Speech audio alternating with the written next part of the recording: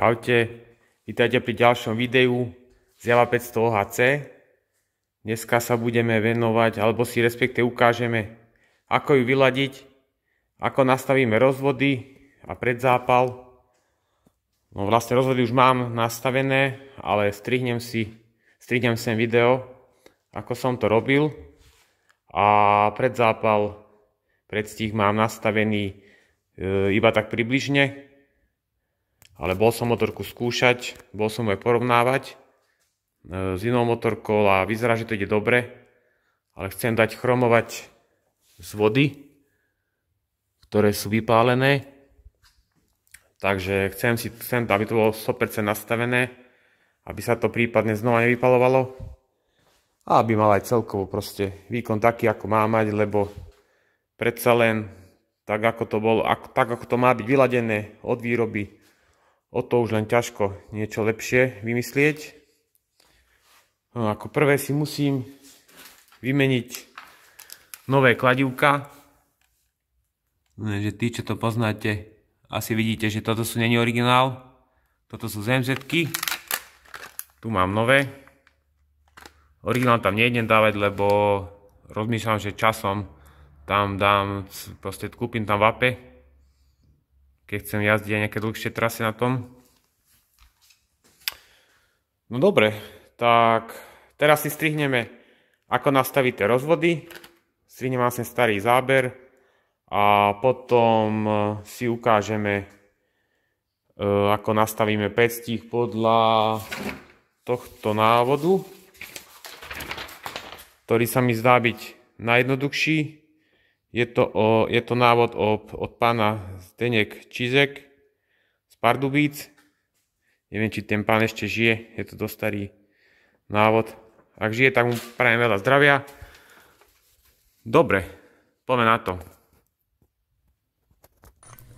Rozvody nastavíme tak, že na jednom z valcov musíme mať ventily v ostrihu. Musia byť rovnako potvorené. V tomto momente musíme mať piesty v hornej úvrati a musia nám hadiel musí tak sedieť, aby sme hlavu vedeli založiť do motora. Čiže keď nám to nesedí, musíme toľko točiť motorom, aby nám tie kamene sedeli. Prípadne sa to dá ešte na vačke doladiť, dajú sa povoliť také 4 šroby a jemne sa to ešte dá doladiť, aby to bolo 100%, aby bolo 100% ventily, aby boli 100% v strihu a aby boli piesty v hornej úvrati. Prvé si vypustíme olej. Aby sme si mohli zhodiť toto veko.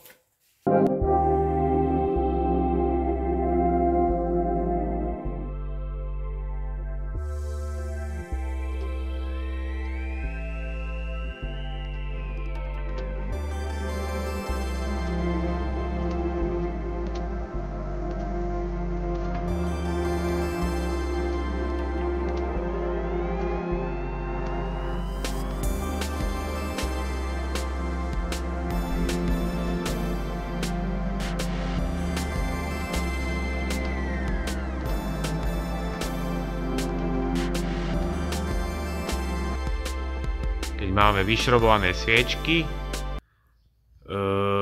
potočíme si motorom tak, aby bol pies čo najvyššie, čiže v hornej úvrati. Tu si zacvakneme takýto druhotík, spravíme si značku. Potom si spravíme druhú značku, to si nameráme 55 mm. A tá druhá značka bude znamenať to, že keď natočíme motor, budeme točiť kolesom pri 4. zaradenom stupni opačne, ako keď jazdí motorka. Tým pádom vrátime piest o nejakú hodnotu. Tak. A tu nastavíme bod rozopnutia na kladívkach. Kladívka si dáme nové. Tento deklik si dáme dole. Musíme tam dať taký kolíček a môžeme si to ukázať. Tuto to máme znázornené. Takže horná úhrať, jedna značka, druhá značka, rozopnutie prerušovače. Čiže tu si nastavíme bod rozopnutia na kladívkách. Povolíme tieto dva šrobiky a môžeme si to celé vytiahnuť von. Tak. A teraz potrebujeme vyrobiť nejaký kolíček. Musíme si rozovrieť tieto závažia. Takto. Na to si potrebujeme vyrobiť kolíček. Tu sú rozmery. 1,5 cm a 2,3 cm. Hrúbka, no neviem, to je jedno. Ja mám okolo 3-4 mm. A tie potreba spraviť nakoniec takéto zúbky. A s tými zúbkami sa nám to sem zasekne. Môžeme si to rozovrieť.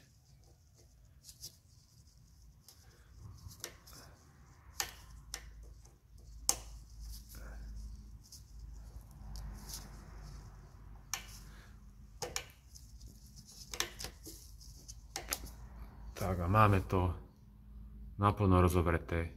Potom keď dáme deklík, hore je diera a cez toto jednoducho proste chytíme kombinačkami, vybereme von. Nastavíme si bod rozopnutia na prvom kladívku. Takto máme túto vačku, ktorá v tomto momente by to mala dvíhať. Máme to na značke. Tu je horná úrať, tu nastavujem bod rozopnutia. Bod rozopnutia nastavím tak, že si zapnem pípak. A keď točím s touto doskou, kladívko v momente, keď prestane pípať, ako to je teraz, tak vtedy to je dobre. Ja to doskou teraz netočím, lebo mám len dve ruky, ale snáď chápete. Druhé horné kladívko si nastavíme rovnako ako prvé, ale musíme pretočiť motorom. Znova si nájsť hornú úvrať, dá si sem znova káblik, vrátiť sa späť a takisto v tom momente, aby bol bod rozopnutia na vrchnom kladívku. Alebo môžem vám to ukázať s touto doskou, čiže keď ju potočíme, prestane. Takže ak prestane pípať, v tom momente máme správny bod rozopnutia. Môžeme si točiť kolesom a môžeme vidieť na multimetri, že keď sa presne dostaneme tam, kde máme, tak sa nám kontakty rozopnú. Vidíte? Už je tam jednotka. Kontakt je rozopnutý. Idem naspäť. Kontakt je zopnutý. Takže presne v tomto momente nám dáva iskru. A ešte jedna dôležitá vec, keď kladívko rozopne, tak odtrh tam má byť 0,3 až 0,4 mm. A to sa nastavuje týmto šrobikom. Povolíme si ho, keď je odtrh malý, ideme nižšie, ale musíme znova opakovať celý proces. Nastavíme si napríklad väčší odtrh, lebo ja mám malý odtrh a znova si musíme nastaviť bod rozopnutia kladívko. Čiže povolíme znova tie šroby a potočíme doskou. Opakujeme, až kým to nemáme všetko v poriadku. Ten odtrh nie je až tak dôležitý, ale musíme byť blízko hodnoty 0,3 až 0,4 mm. Tak odtrh je doladený, trošku som potočil smer otáčenia motorom vpred. Odtrh som si nastavil, čiže medzeru 0,4 4 mm. Voľne sa nám tam vsunie. Tak a môžem motor vrátiť naspäť na značku. Tak.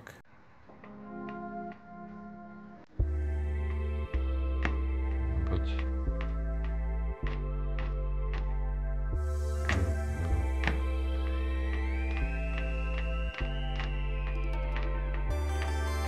Dobre. Teraz budem otáčať doskou a znova nastavím predzápal. Máme to nastavené, môžeme to testovať. Pozrieme sa aj na multimeter risku.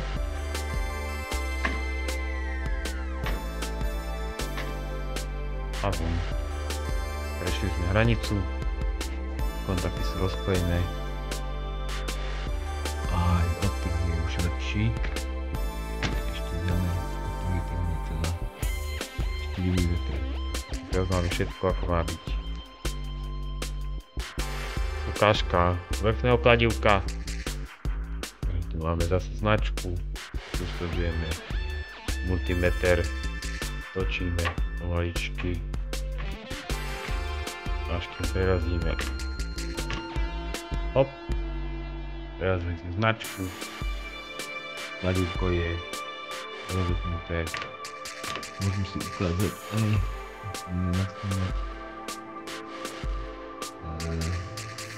nakoľko to je rozpojené. Môžem si ukázať aj že aj odtrh nám tiež 0,4 mm.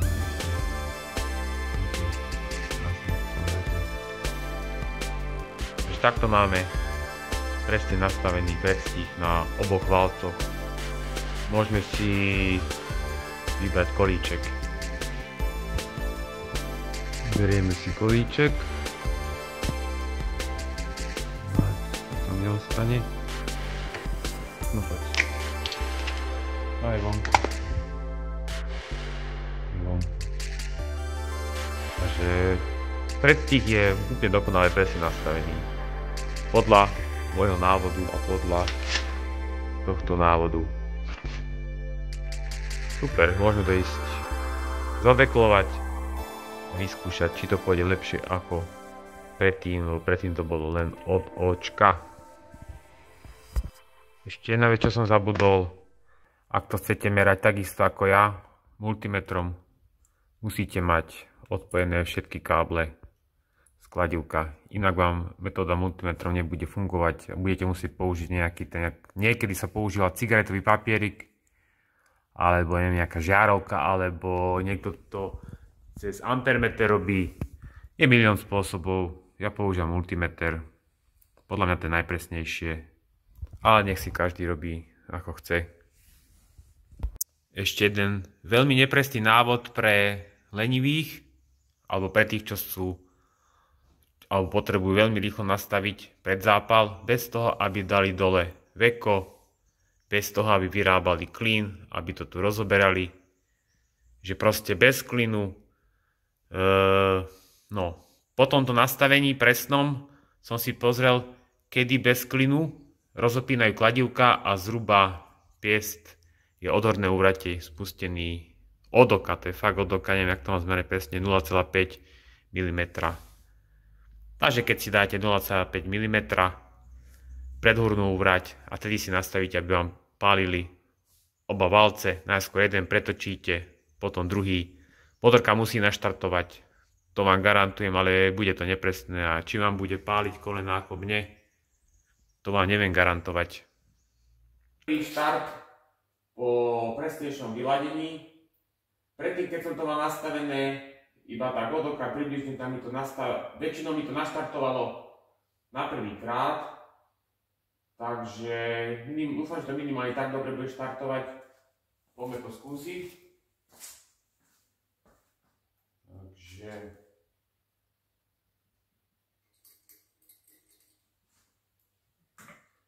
trochu natiahneme benzín. Skúsim to najskôr bez svietiču. Najskôr to prekopnem.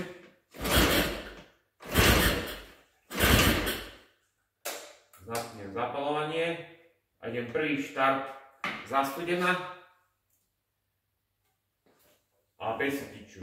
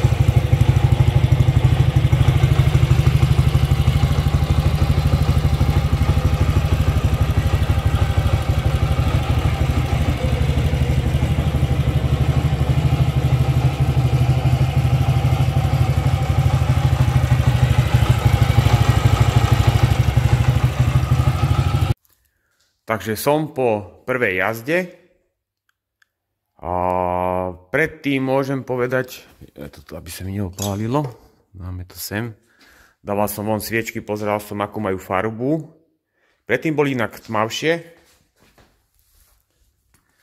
boli také zahádzané, teraz to je také, že ježiš, moje gramblavé ruky, akéže no, neviem. Môže by mala byť ešte trošku krajšie vypálená, ale je to v zábehu, ja tam nechcem dávať chudobnú zmes. Radšej nech to aj dymí, inak nedymí to vôbec. Dobre, vrátim sa k tomu, ako to ide. Po nastavení predzápalu tak, ako by sa fakt malo, že nie len nejak od oka, ako som to predtým ladil, lebo som nedočkavý, chcel som ísť proste hneď jazdiť, hneď som chcel vedieť, jak to ide. Ale išlo to dobre, som si myslel vtedy. Teraz môžem povedať, že to ide oveľa lepšie. Hlavne to má takú silu, taký švih.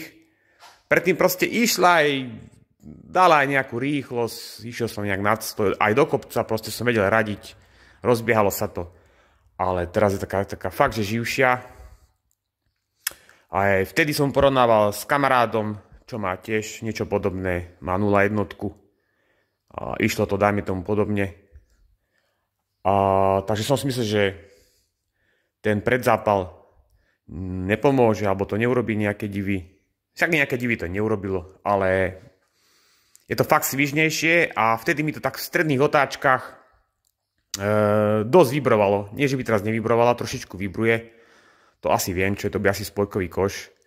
Budem musieť našporiť, fakt ho vymeniť. To som vedel aj keď som robil generálku, ale však to sa dá vždy vymeniť. Dám pár šroubov von, vymením ho, aj keď mám pochybnosti, že či vôbec, lebo tie aftermarket diely, no uvidíme, stojí to dosť.